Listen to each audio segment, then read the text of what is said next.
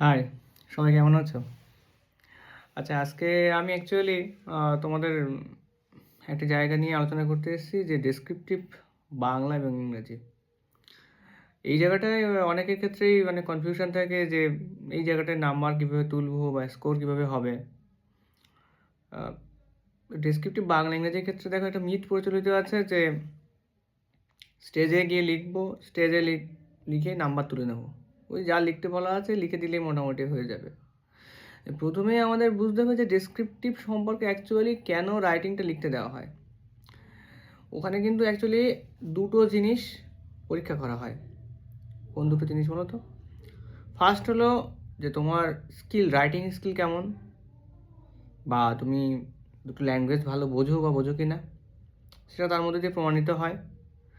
আর দ্বিতীয়ত যে জিনিসটা আমরা সবাই মিস করে যাই, যে রাইটিং অ্যাকচুয়ালি লিখতে দিচ্ছে কেন, কি উদ্দেশ্য রাইটিং লিখতে দেওয়ার। উদ্দেশ্যটা হলো এই যে যে তোমার চিন্তাধারা, তোমার মানবিক ধারা বা মনের বিকাশ কেমন আছে, তোমার মধ্যে কোয়ালিটি আছে কি না, সেটা কিন্তু জাজমেন্ট হয় ওই রাইটিংয়ের মধ্যে দিয়ে। যেমন যদি এখন বলা হয় যে হঠাৎ এসে আসলো যে বিএনএনএস মানে ভারতীয় ন্যায় সংহিতা, যে রিফর্মসটা হলো, এটা সম্পর্কে একটা রাইটিং লিখতে দিল। তো তোমরা অনেকেই লিখবে যে এরকম আগে এই অ্যাক্ট ছিল, সেই অ্যাক্টটাকে ব্রিটিশ আমলের জিনিস, সেটা তুলে নিয়ে এখন বর্তমানে বিএনএসটা এবার নিয়ে আসা হয়েছে, সেটা বর্তমান সময় সাপেক্ষে উপযুক্ত। কিন্তু এটা তো সহজ সরল ভাষায় সবাই জানবে। কিন্তু তোমার মধ্যে ইউনিক কোয়ালিটি কী আছে, তুমি বিএনএসটাকে কীভাবে দেখছো, তার প্রোজ অ্যান্ড কনস, তোমার ক্ষেত্রে মনে হয়েছে কোন জায়গাটা ভালো, কোথায় ইমপ্রুভ করলে ভালো হয়, তোমার পলিসিটাকে বিচার করার ক্ষমতাটা কেমন আছে, মানে তোমার অ্যানালাইজিং বা অ্যানালাইটিং পাওয়ারটা দেখা হচ্ছে এখানে মাইন্ডের। এই যে রাইটিংয়ের মধ্যে সবথেকে বড় জিনিস যে অ্যানালাইসিস করা, যে রাইটিংটা দিল তার মানে কি, সেই রাইটিংয়ের অ্যানালাইজিং পাওয়ারটা তোমার মধ্যে কতটা আছে, সেটা কিন্তু তোমার রাইটিংয়ের মধ্যে ফুটে উঠবে। রাইটিংয়ের মধ্যে ফুটে ওঠার ক্ষেত্রে তুমি একদিনে তো কোনো জিনিস কখনোই হবে না। রাইটিংটা হলো দীর্ঘদিনের ফসল।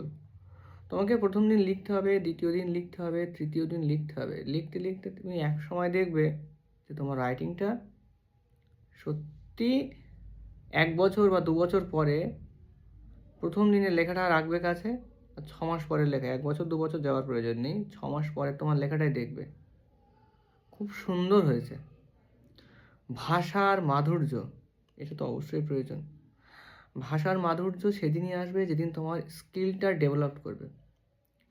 এবার একটা জিনিস আছে যে কমন পাওয়া, অনেকেই বলে যে আমি রাইটিং কমন পেয়েছি তার মানে আমি বিশাল নাম্বার পাবো, আর রাইটিং কমন পাইনি মানে নাম্বার পাবো না। দেখো, এই সিভিল সার্ভিসের ক্ষেত্রে সবচেয়ে বড় কথা হলো, তুমি যদি মুখস্থ বিদ্যে নিয়ে যদি লিখতে আসো বা নামতে আসো, তুমি ভাই এসো না, সহজ কথায়। কারণ তাহলে তোমার মধ্যে কোনো কোয়ালিটি নেই, কোনো কোয়ালিটি নেই। তুমি যদি মুখস্থ করে যদি কোনো বিষয়ে আসো, তোমার সম্পর্কে নলেজ আছে, তুমি যে কোনো বিষয়ে, আমি বলিনি যে তোমার সম্পূর্ণ আন্দাজে কোনো বিষয় লেখো, তা নয়।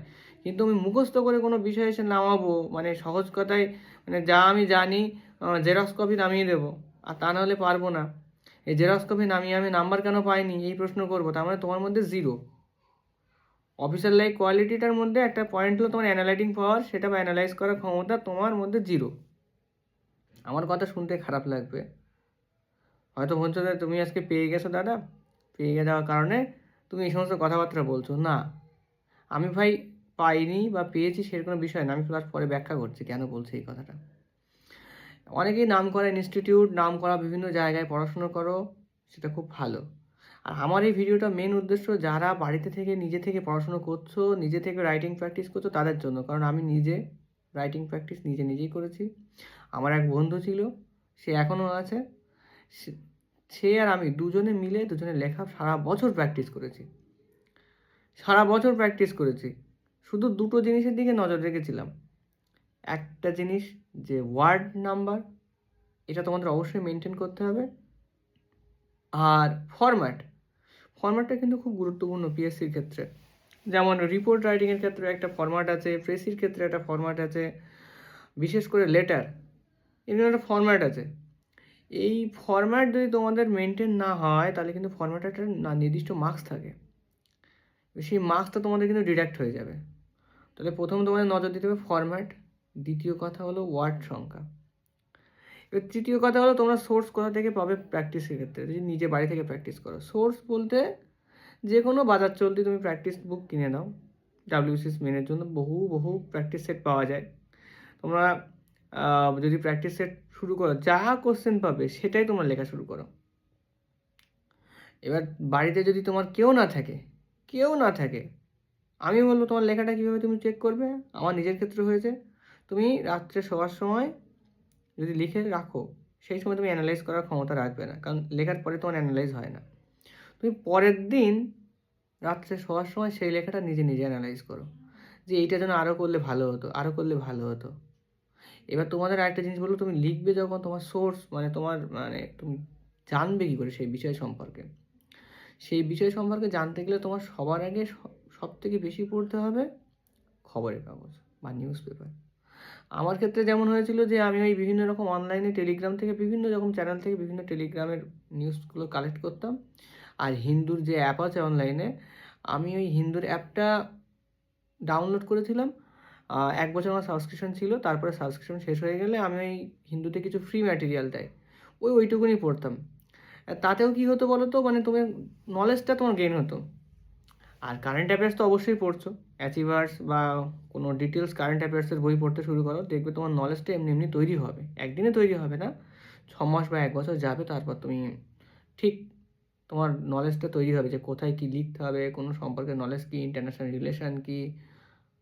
কোয়ালিটি ইমপ্রুভ করতে গেলে তোমাকে নিজে খাটতে হবে। কোনো কোচিং ইনস্টিটিউশন বা কোনো বিশাল কোনো অমুক স্যার তমুক ম্যাডাম, তারা কিন্তু তোমাদের কোয়ালিটি ইমপ্রুভ করাবে না। কোয়ালিটি তোমাকে ইমপ্রুভ করতে হবে। তারা গাইড করতে পারে, তোমাদের ফরম্যাট দেখাতে পারে, তারা সিনিয়র, তাদের অভিজ্ঞতা আছে, কিন্তু খাটতে হবে কিন্তু তোমাদের। 90% তোমার চেষ্টা, 10% তাদের গাইডেন্স। আর যার কেউ নেই আমার মতো, তার নিজের 100%ই খাটতে হবে। আমি বিশাল রাইটিংয়ে নাম্বার পেয়েছি অমুক তমুক আমার বলা পক্ষপাতী না, কারণ 2021 সালে আমার টেলিগ্রাম চ্যানেলে আমার নিজের খাতা RTI করে দেওয়া আছে।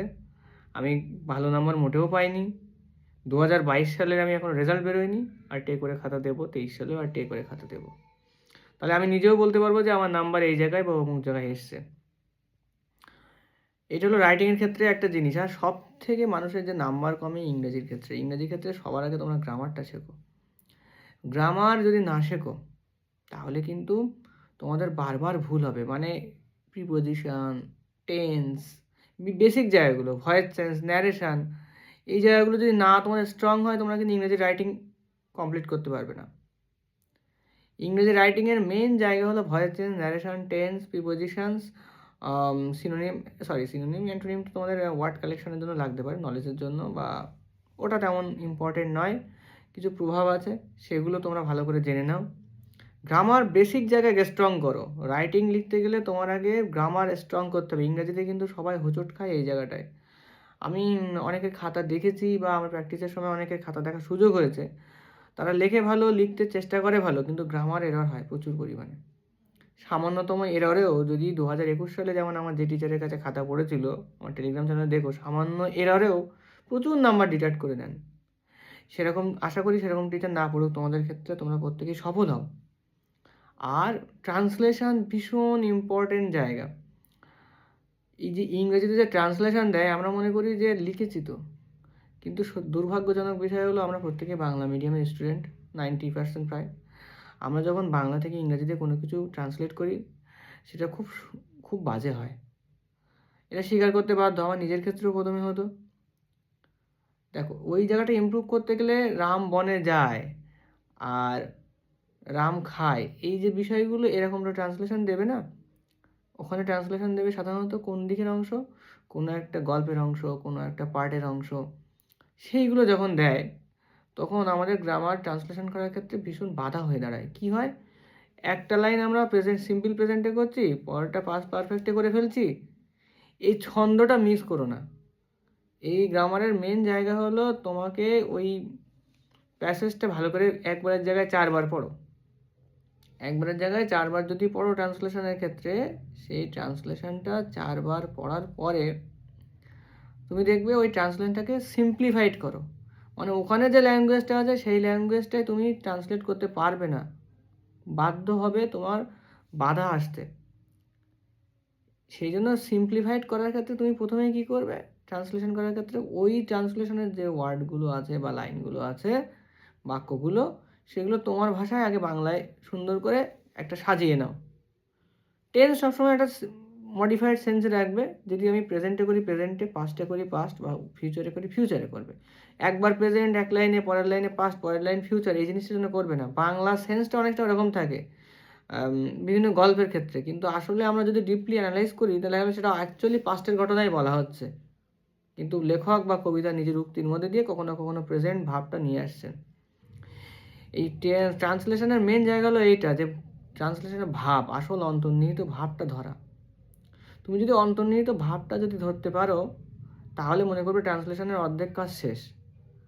আর দ্বিতীয় কথা কি, ট্রান্সলেশনের লাইনগুলোকে সিম্পলিফাইড করো তোমার নিজের ভাষায়। নিজের ভাষায় সিম্পলিফাইড করলে তখন কী হবে, তখন তুমি সেটাকে ইংরেজিতে ট্রান্সলেট করতে পারবে। এবার ট্রান্সলেশন তোমার ঠিক হচ্ছে কিনা কী করে বুঝবে? তোমার যদি গ্রামার দুর্বল হয়, তুমি নিশ্চয়ই কারো না কারোর সঙ্গে তোমার পরিচয় আছে যারা ইংরেজিতে পড়ে বা ইংরেজি অনার্স নিয়ে পড়েছে, বা কোনো টিচার আছে, তাদের কাছে তুমি দেখিয়ে নিও, বা তোমার কোনো বন্ধু আছে যারা তোমার থেকে ভালো পারে, বা তুমি যদি নিজেই পারো সেটা অবশ্যই ভালো। এবার কী হবে, ট্রান্সলেশন করলে একটা হাস্যকর জিনিস হয়। আমরা দেখি যে বাংলায় যেটা ছিল সেটা যখন ইংরেজিতে ট্রান্সলেট করেছি, সেটার সঙ্গে আর বাংলার ইংরেজির মিল পাচ্ছি না। কেমন জিনিস, যখন ইংরাজি পড়ছি, যখন সেটার ইংরাজি মানেটা থেকে আমি নিজে নিজে বাংলায় আবার অনুবাদ করছি আমার নিজের লেখা থেকে, তখন দেখলাম সেটার সঙ্গে এটার আকাশ পাতাল পার্থক্য হয়ে গেছে। এটা হবে একটাই কারণে, যে আমাদের প্র্যাকটিসের হওয়া। প্র্যাকটিস প্র্যাকটিস প্র্যাকটিস, মানে আমি নিজের ক্ষেত্রে বলি, ট্রান্সলেশন করার ক্ষেত্রে প্রত্যেক দিন 2 বা 3টে করে প্যাসেজ ট্রান্সলেশন করতাম, যেখানে প্যাসেজ পেয়েছি।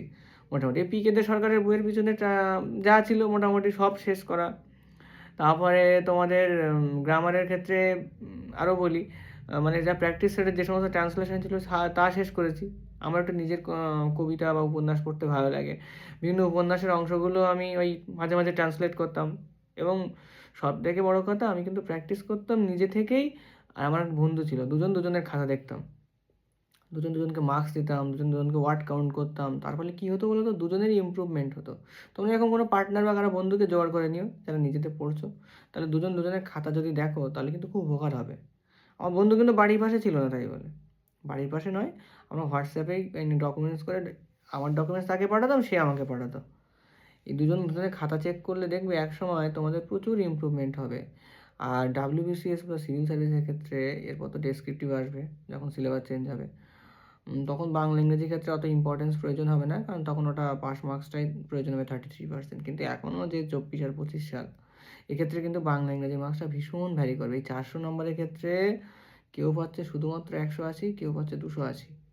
এই 100 নম্বরের যে ডিফারেন্স হচ্ছে, সেই নাম্বার কিন্তু তোমাদের কোথাও মেকআপ হবে না, না অপশনাল না এমসিকিউতে। এই রাইটিং তোমাদের খুব স্ট্রং করতেই হবে।